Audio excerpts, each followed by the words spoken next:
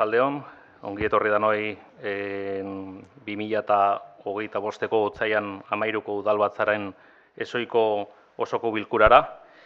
Gaurkoan gai zerrendan puntu bakarra dakau, alkatearen hautaketa.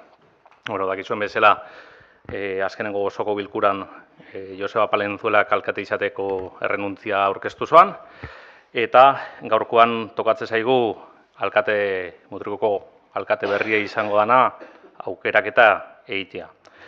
Orduan nola aurrengo zati baten badagon azalpen bat lege aldetik pixkat irakurri egingo dut, ze hauteskunde lege orokorraren 5/1995 lege organikoaren 3. tituluan aurreikusten da udal hauteskundeen eraentza.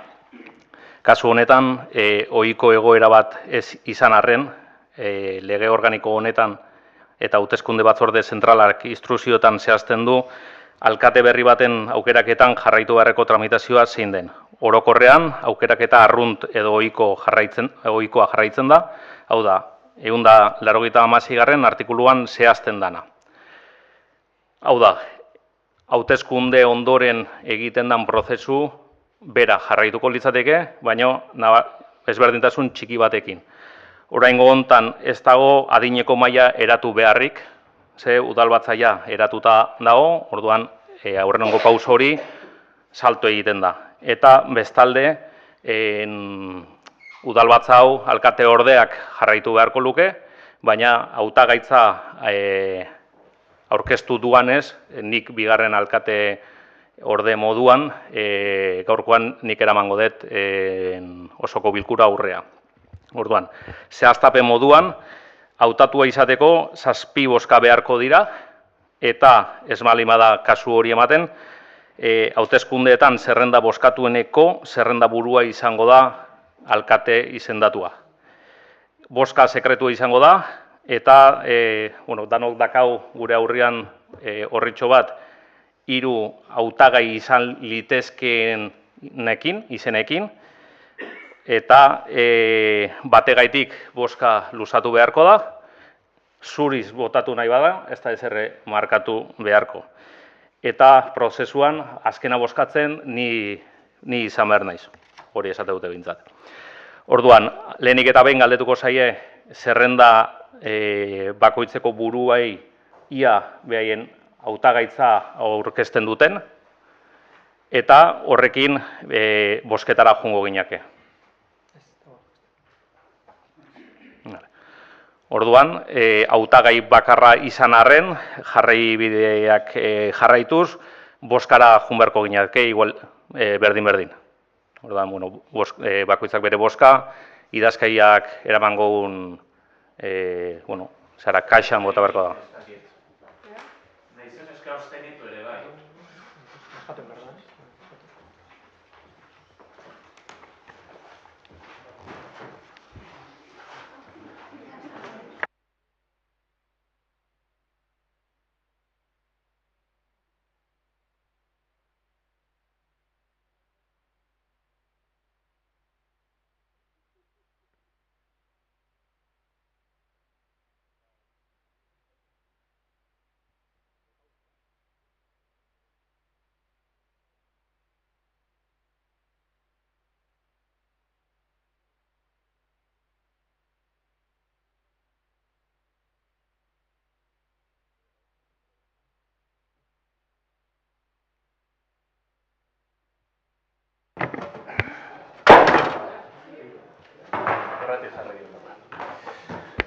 Bosketakin hasiko geaz, kontaketakin, Ainize Azpiazu, Ainize Azpiazu, Ainize Azpiazu, Ainize Azpiazu, Ainize Azpiazu, Zurian, Ainize Azpiazu, Txurian, Ainize Azpiazu, Txurian,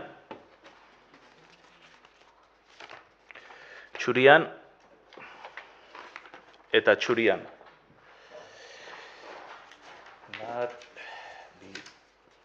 3, 4, 5, 6 eta 7.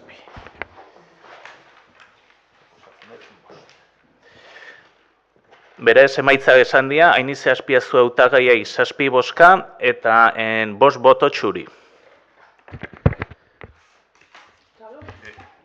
Bai, baina kendu egia, aurretik kendu egia.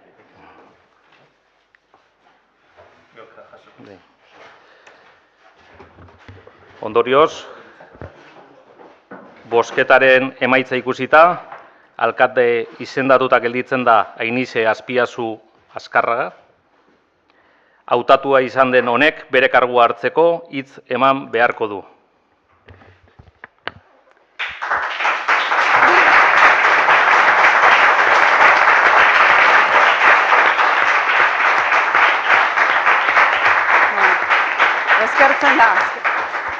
Eskertzen da, ez deto handik hitz eman, igual sorpresak doz. Nik Ainize Azpiazu Azkarragak lege aginduz hitz ematen dut mutrikuren eta mutrikuaren alde, nire kontzientziaren eta ohorearen izenean, alkate karguak sortutako dizkidan betebeharrak zintzoki beteko ditudala, indarrean dagoen ordenamendu juridikoari leial izan da.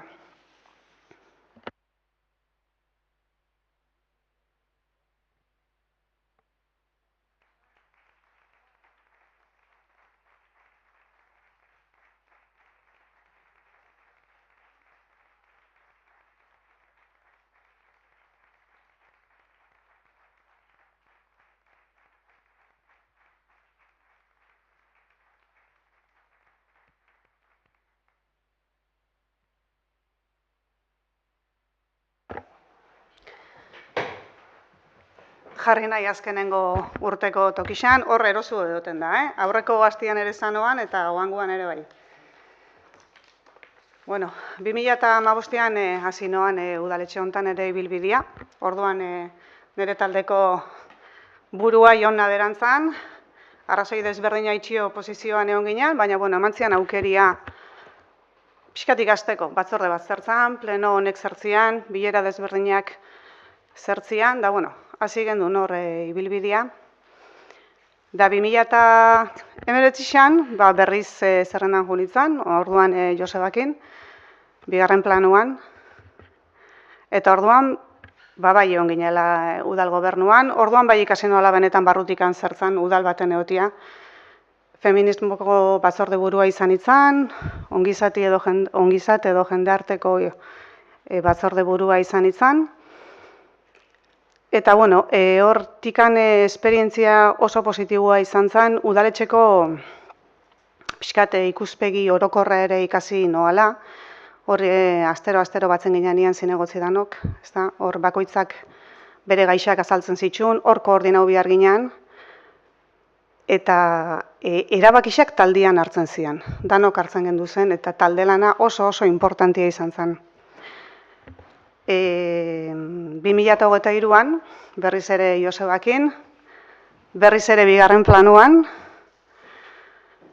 hasi gendun legealdixa, eta bigarren jute horrek, askotan ez dezu pentsatzen zea arrisku aldoan ekarri ez, baina oanguan, ostras, sorpresa.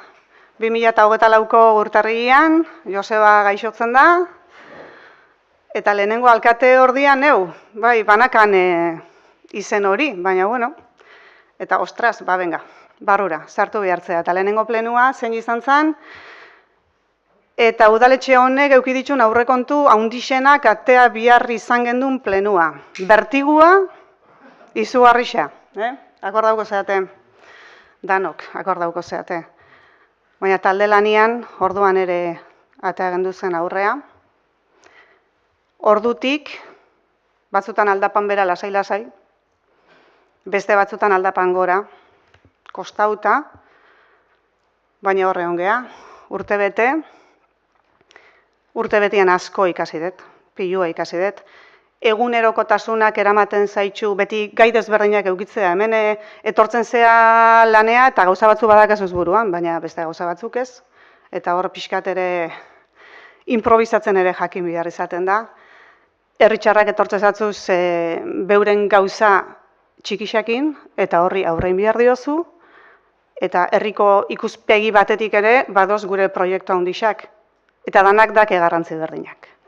Berdina. Herritxarren gauza txikixak, beurentzat diala oso importantiak, eta bestiak. Eta danak jartzen ditugu balantza berdinean, eta saiatzen gea danak aurrea ateatzen. Ez nahi asko goixo luzatuko, eskertu, batetik familixai, 2015-etik horre ondiala, nik suposatzen ez dela izango erreza zinegotzi baten familikoa izatea eta alkate baten familikoa izatea, areta gitxio. Bestetik eskertu, hemen eskuminean dakaten da nahi, ze urte askotan lanpiluan dugu, baina azkenengo urtean doblia. Mengo batzuk nire onduan eoteko eta apoiua emateko lan doblia indeue. Eskertzia baitxa nire eskerrian dakaten nahi ere, kriston pazientzia eukireue. Bilera askotan junai esaten hankazartzia endet hemen ere. Sentitzen dut, eta saiauko gea hori zuzentzen, eta hortan erakutsi dezu ez euek ere borondatia, aldarte honian egon gea. Eskertu udaletxeko langileai. Egunero nabilelako galdetzen, eta sekula izetxarrik ez dielako esan. Eskertu kalian animuak eman dien danai, eta eskertu zela ez, gaur pixkat elkartasuna azaltzea etorri zeaten danoi. Eta jarraitzuko dut, azkenengo urtetan bezala ixe, eta azkenengo urtean bezala ixe, oain arte urtebetian egon nahi alkate orde izen horrekin, hola aurkezten noan nire burua noa batxea juten izanean, eta oan alkate bezala aurkeztuko den neure burua, baina ni berdin jarraitzuko den neure borondate ondanakin, mutrikun alde eta mutrikoaren alde, aldetena eitzen. Deskerrik asko danoi.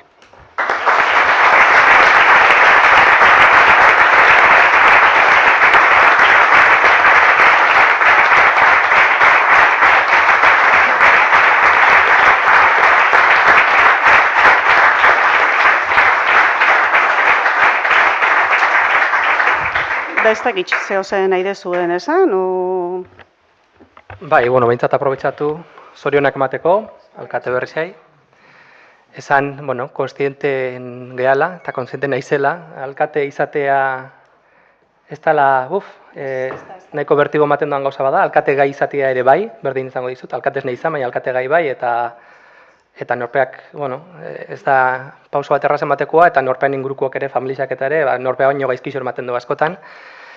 Herriko alkate izatea hori bada, hala da, marroi bat ere bai, modu kolokialean esan da. Badakigu udaletxe honetan gozen zinegotzi danok, eta aurretik pasatu dian danok, zer suposatzen doan herriko zinegotzi, alkate izatea, ze ardura, maila, eguneko gotala borduan, gaizki izateak, herritxarren kexak, gauza horrek modu personalean afektatzen dugu, eta askotan lugarek entzen dizue, eta, espero deula, izetxarrek ez diztiot kontrakoa, azierto asko kiko dezula, legealdi lasaixa izan da oinen artekoa, gora bera batzuk egon dira, baina ikuste gure arteko harremana eta lanean udaletxeko langirua oso ona dela, eta gure aldetik behintza borondate berdina modu hortan jarraitzeko, oposizioa gea, eta gure proposamenak eta gure kritikak egingo ditugu, baina modu normal baten eta sano baten irutzen zaku, ez gala juten mine etxea, sekula. Eta, hori zen, zorionak eman, eta baitxera aprobetxatu nahiko nuka, horreko plenuan ezintzalako egon, Joseba kargo gutxi zoan, eta ez deuki berarekin aukeraik egoteko kalian ere, eta, Joseba irezkerrak eman, urte guzti hauetan egindako lanagatik, zuri ere tokatu zatzu, momentu honak, eta txarrak, eta dentakoak, eta, bezkerrek asko zuri ere, eta zorionak.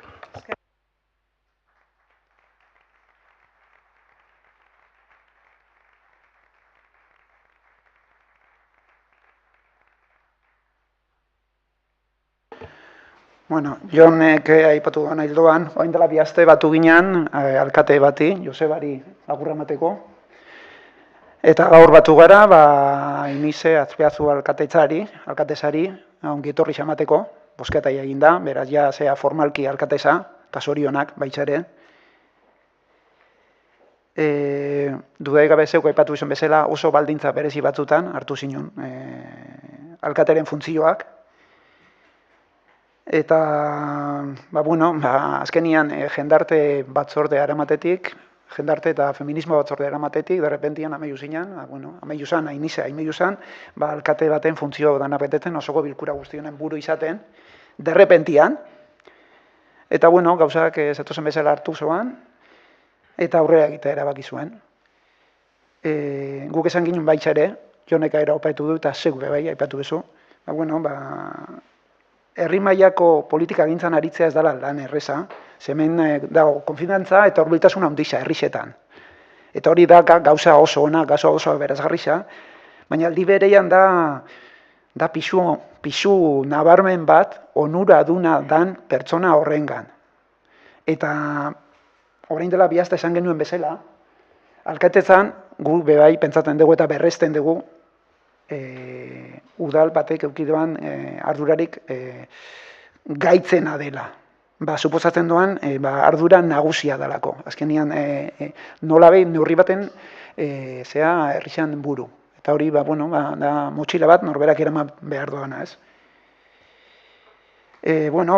Pasadaen urte hontan, nize zeuka saldu ezu, sartu behar izan zinen ezagutzen ez zenitun batzorde batzutara, ogasuna, irigintza, apasionantia, irigintza,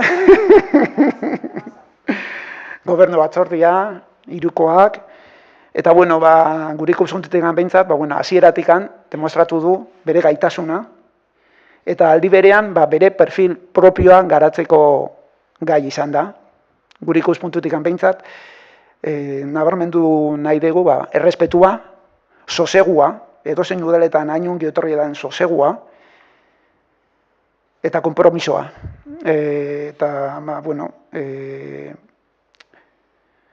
Beraz, oin berriz, modu formal baten hartzen dezula kargu hau, usten dugu beharrezkoa dien kualitateak eta konpromisoa eta jarrera badaukazula, eta ez dakagu, zer gehiago esateko bakarrik honena opa, sorte hon, animo eta zorionak.